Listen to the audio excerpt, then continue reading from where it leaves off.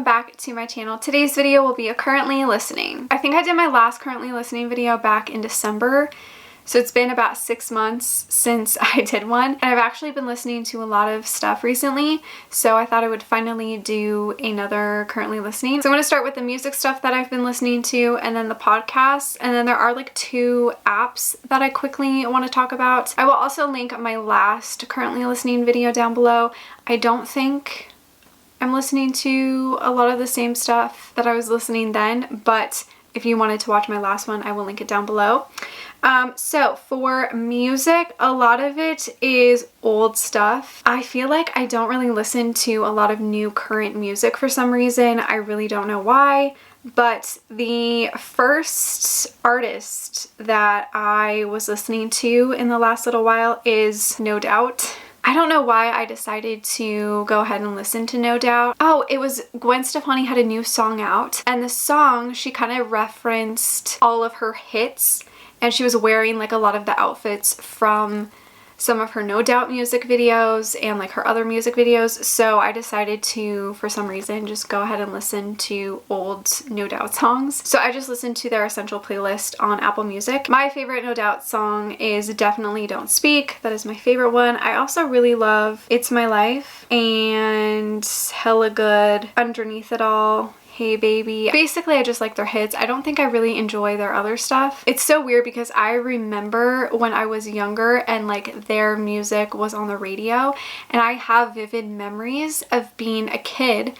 I don't know like how old I was, but my parents would play music on the stereo outside, and I have very specific memories of listening to a No Doubt song and a Gwen Stefani song. And I don't know why, but it just reminds me a lot of my childhood. So I kind of just listened to those songs on repeat in the last little while. And then I also have been listening to a little bit of Gwen Stefani.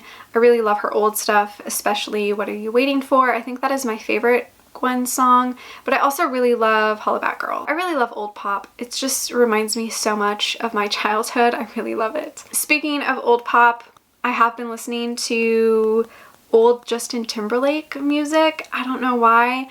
Again, I've just been listening to his Essential playlist on Apple Music. I of course love the classics, you know, Cry Me a River, My Love, Rock Your Body, What Goes Around Comes Around, Like I Love You, Love Stoned, Give It To Me. Those are kind of my favorites, to be honest. I also really do love his 2020 Experience album, or whatever that album's called.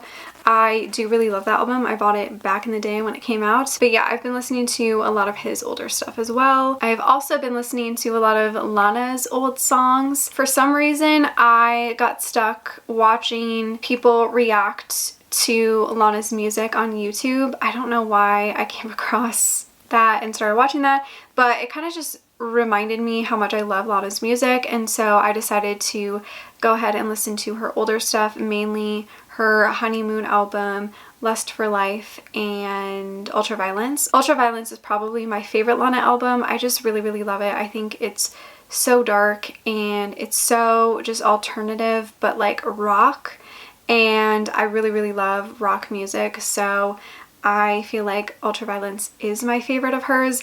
But I now have a new appreciation for Honeymoon. I know a lot of Lana fans like myself don't really like Honeymoon, but I think as I get older, for some reason I start appreciating that album more.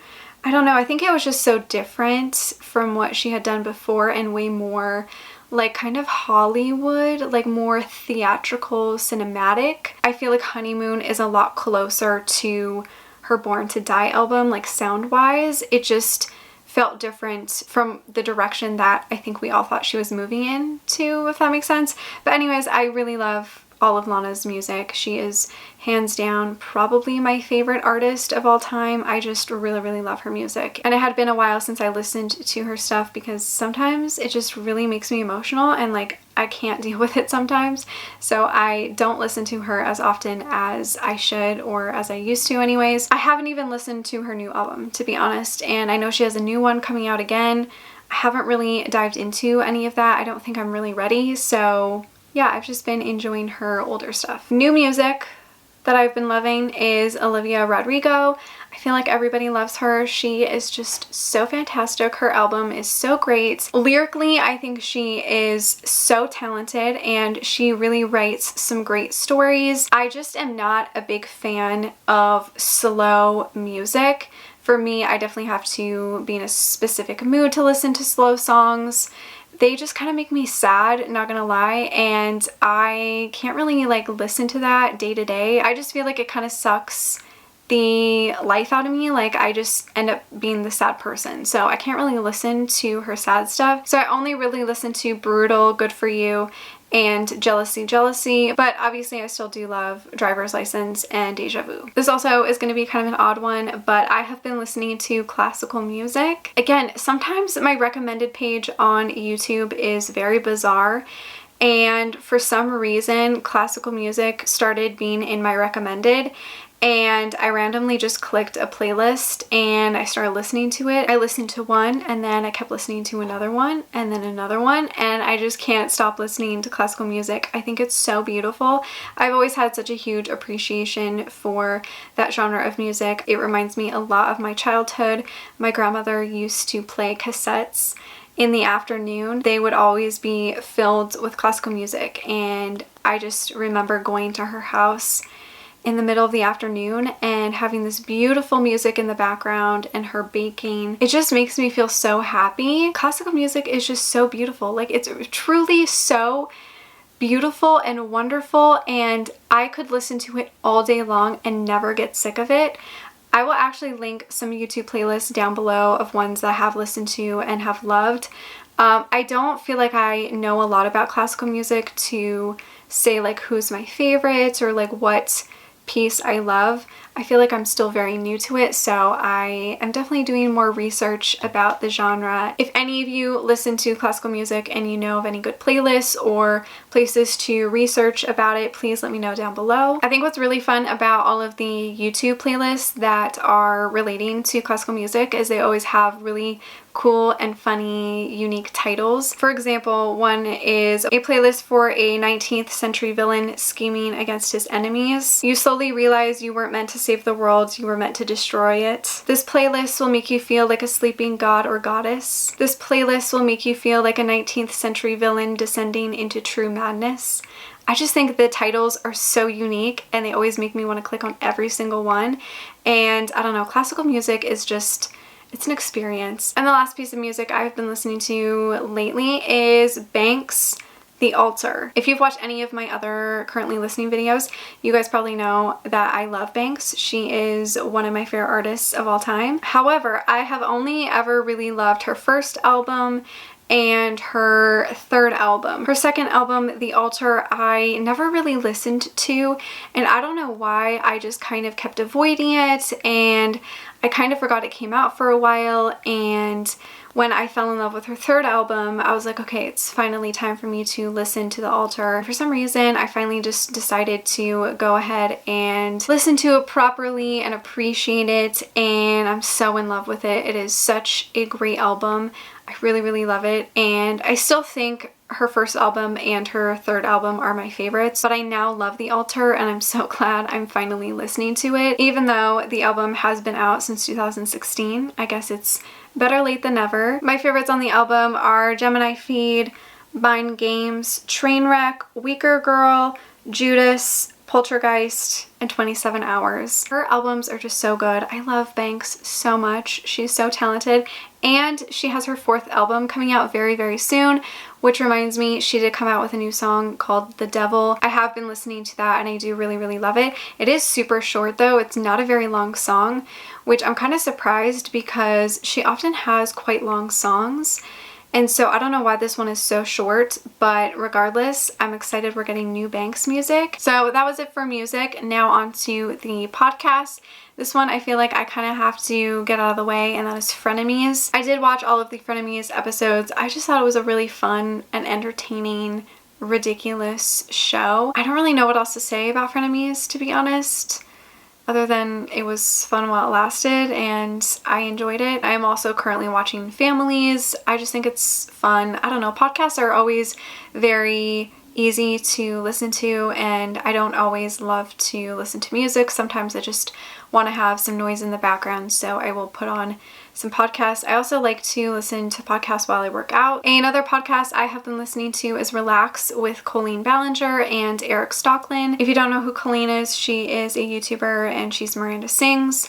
And Eric is her husband, who is also an actor, and they just have this podcast together where they talk about random things. Mainly they talk about things that annoy them and things that are going on in their life. And it's just really entertaining. I like them both as a couple. I think they're a great couple, and I love hearing their random and weird stories. It's just really fun, and yeah, I've been really, really loving their podcast. The next podcast I've been listening to is Only Friends, and this is with Carly and Aaron, who are YouTubers. They now have a podcast and they just talk about anything and everything on that podcast. I really like their videos and their content, so when they decided to do a podcast, I of course wanted to listen. They only have, I think, like 5 or 6 episodes out so far, and I have listened to them all and I've really enjoyed them, and I'm definitely going to continue listening to Only Friends. And the last podcast I have been listening to recently is Unhinged with Chris Clemens.